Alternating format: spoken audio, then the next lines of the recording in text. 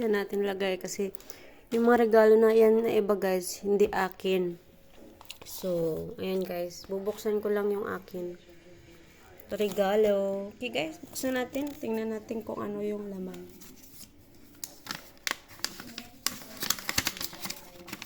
Nung Pasko pa to guys. Tagal ko nang hindi na ano. Ayan o, card siya. Card.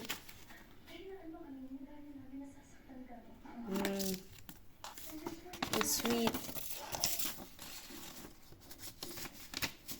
It's sweet guys. So next tayo.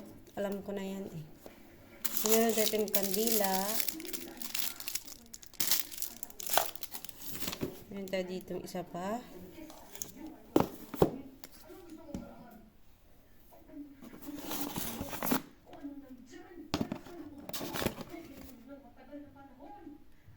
Pinuksan niya na.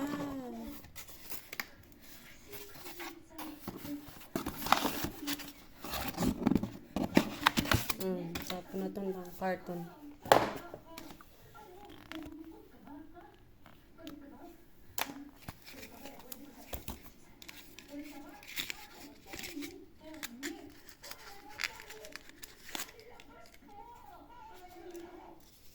Nabango din pala ito guys. Lancome.